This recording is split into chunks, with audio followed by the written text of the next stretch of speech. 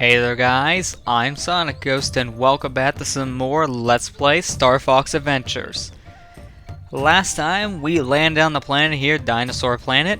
We found ourselves this nice little staff and we got our first upgrade to it, the Fire Blaster. And now our newly acquired Fire Blaster, we were able to open up this door and see what's behind it. Is anybody there? Are you okay? My name is Fox McCloud, and you must be the Queen Earthwalker. No lorud no kadu, ve uwe, moje, Prince Tricky keog root suf kehot rokio sharp claws, ut kubot ki ice mountain. Did you get that, Slippy? You've got to go to the ice mountain and rescue her son, the Prince Tricky. Nice name. Okay, lady, I'll bring your son back to you. Can you give me some directions?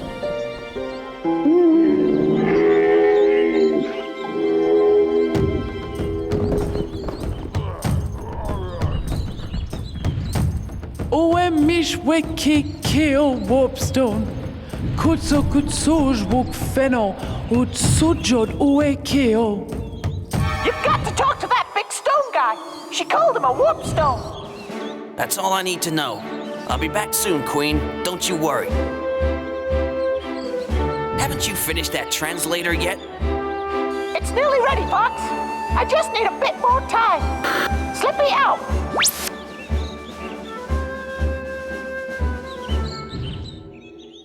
Alright, well now with that we need to actually go save the Queen's son. So besides trying to make sure that the Queen is safe and to save her, now we're saving her son.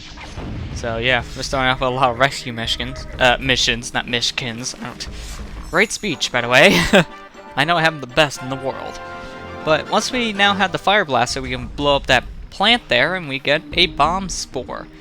These things are very useful because we can grow our little bomb plants of our own. So now with that, we can actually grow these little bomb plants, which is very useful. And I think for now, until I actually get some maps, I will leave the information thing on the screen because that will give us some more information about some of the stuff. And as of right now, that's probably going to be more useful than no map. So I'm going to do that. But before heading over to that area, let's actually head down here. Because in this area actually is the shop. We'll have to come here a few times in the game, but for now it's actually really important we go here first, and you'll see why. Welcome to my store. Feel free to look at the many wonderful items within these walls. I have food, special goods, and many maps. And if you like to play games, then enter the Scarab Room. Yes. Oh, and that's the exit. Okay. Thanks. Now, if you find something that you like, then choose that item and we'll discuss a price. Is that clear? Well... Good.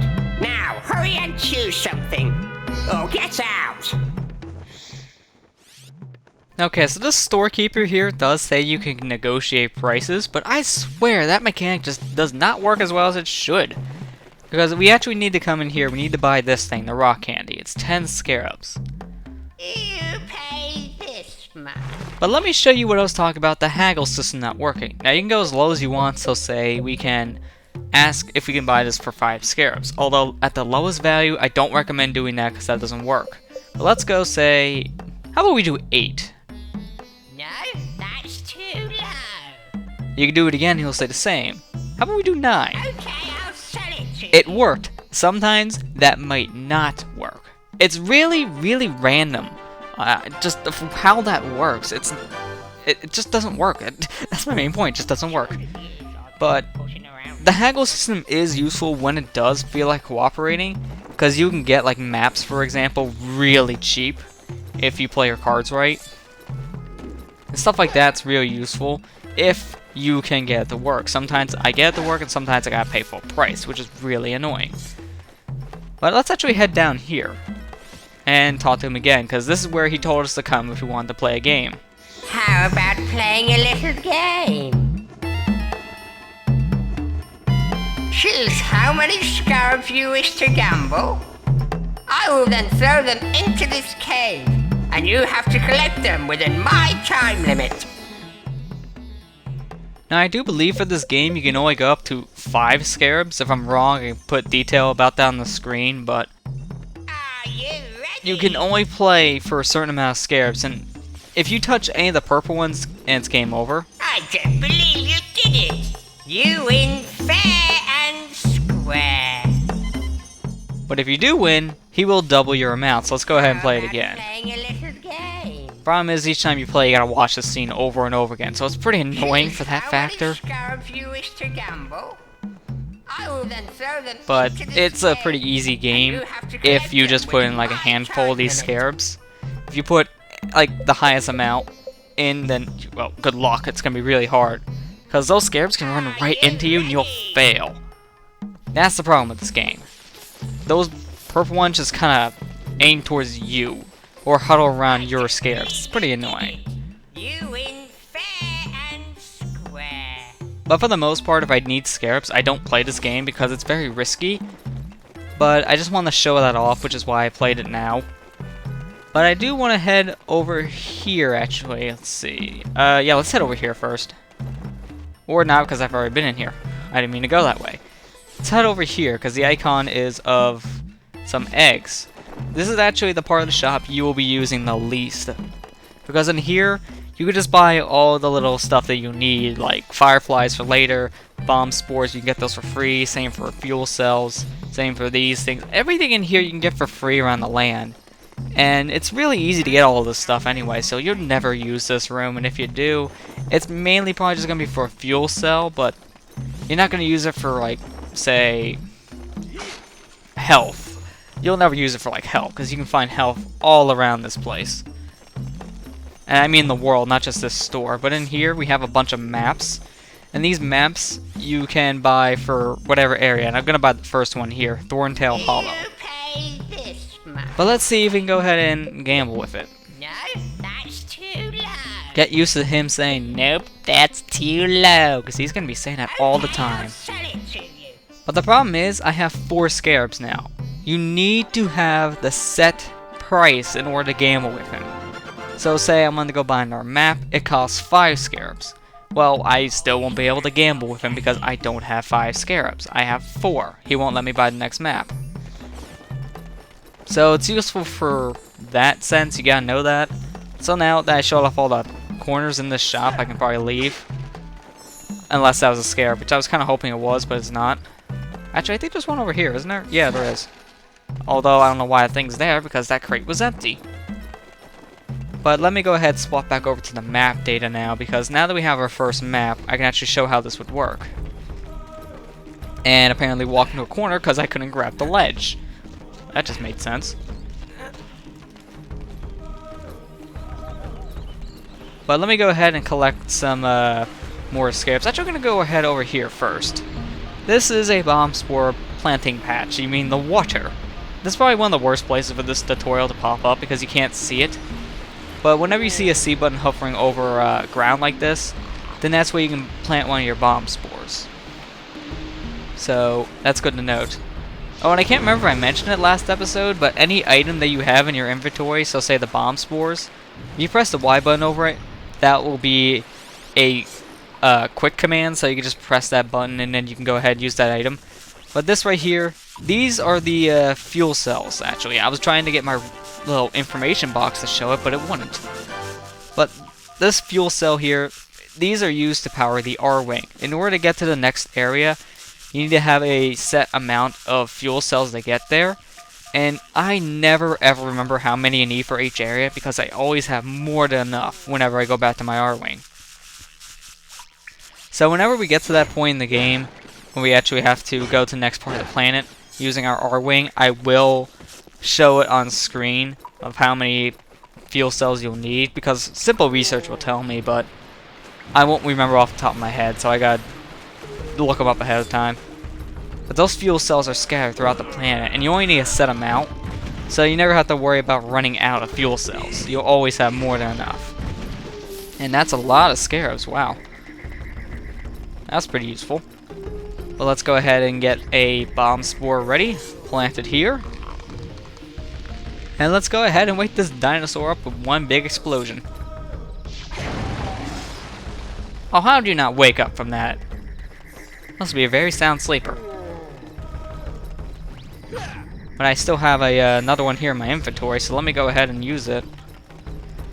Because right over here is another wall we can blow up. So let's go ahead and plant our bomb spore. Back away. And run into a tree. Yep, that was a part of the plan. Now let's aim at it and fire. I swear, the aiming for this game is not the best. It's perfectly fine in the R-Wing, but on foot, using your staff, it's pretty awkward. And I don't know why it's so awkward. I really don't. And my gosh, that's enough for a full wallet right there. That's a lot of scarabs. Yeah, I don't know why it's that bad, but that's probably one of my least favorite parts about the game, is just the aiming. I like it.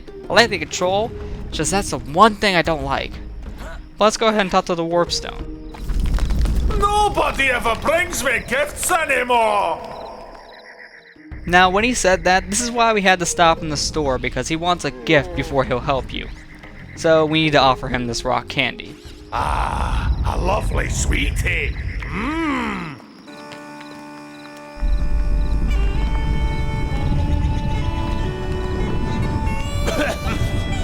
Who dares bother the mighty warp stone? 1,000 years I've been left alone to rest. What do you want? Well, can you help us? Help you? No. But you're a warp stone. You're supposed to help. Right. Let's see if I can remember what I'm supposed to do. Okay. Now, if you push left on the control stick, then I'll send you to one of those warp stone thingies. We'll get back to that in a minute. And if you push forward on the control stick, then you can enter the maze. Now this one's a bit special. When you have collected a Krazoa spirit, then push right on the control stick. And I'll send you to Krazoa Palace. Now, you know what I do. So hurry up and make a choice. If not, then press B so I can get back to sleep. Alright, so now we know what we can do with the warp stone. We can either go to a required place right now, the Ice Mountain, the Gamewell Maze, which I'm actually not going to go there till pretty much the end of the game, because I just want to make one trip, and the Krazoa Palace we can go back to later, but we won't be doing that for a while. So for now, let's head over to the Ice Mountain. Are you ready to warp? Let's go ahead and warp. We will be using the warp stone a number of times, but it's not going to be something we'll use all the time in the game. It's mainly just going to be for Krazoa spirits. In fact, this warp here, the Ice Mountain, this is the only required time you ever have to use in the game. We will be coming back here at one point later, but that's for a collectible. So, unless you're going out of your way for this collectible, you won't actually need to come back here again. Which kind of makes it pointless of why did they make it a warp stone thing, but I digress. Let's go ahead and traverse forward. Whoa.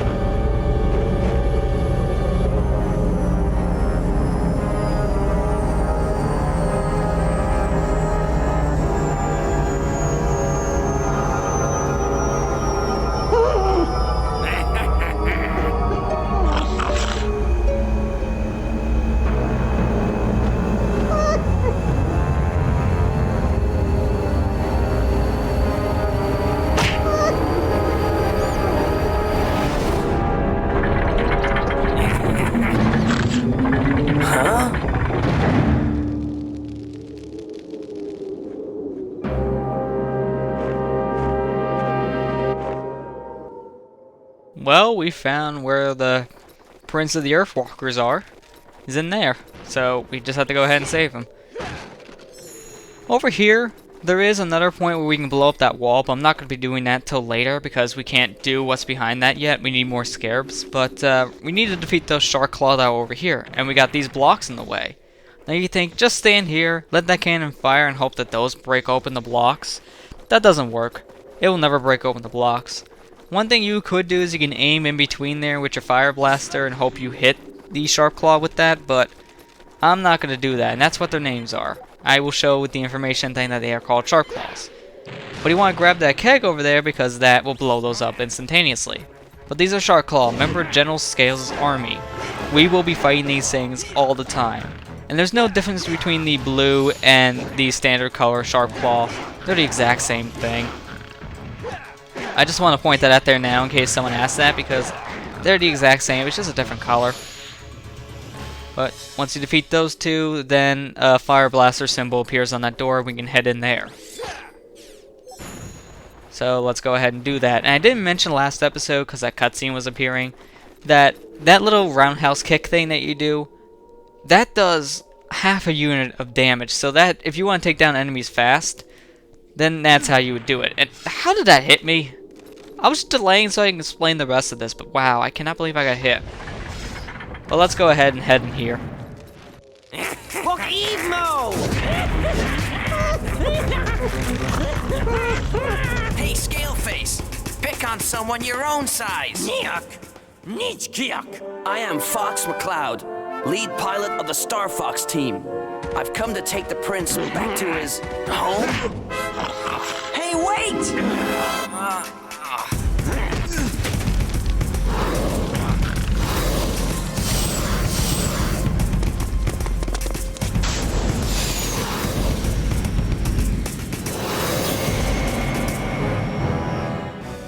Alright, so here we go. We have our first little instance of using one of these little jet snowboard thing. I don't remember what these things are called. I'm just kind of winging it here. We will be able to find out the name much later. But we'll be able to use these jet things here that outrun these guys. So let's go ahead, get in front of them. And let's go ahead and park for a second. Or let those guys get in front of me. That's not what I wanted. Crap.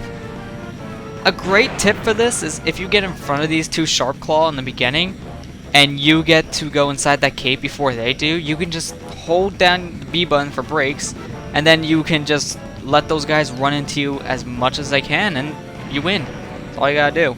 And I think there's another instance of it up here, somewhere. No, that wasn't it. I could have sworn that there was, but that's how you take out those guys. You can fail this, and if you do, then you have to do this all over again. And I'm hoping I don't fail, because I don't remember if you fail if these guys are still alive or not. I don't think you do. So, just reaching the end, you'll go ahead and win. But we'll find out right now, because we're at the end of this.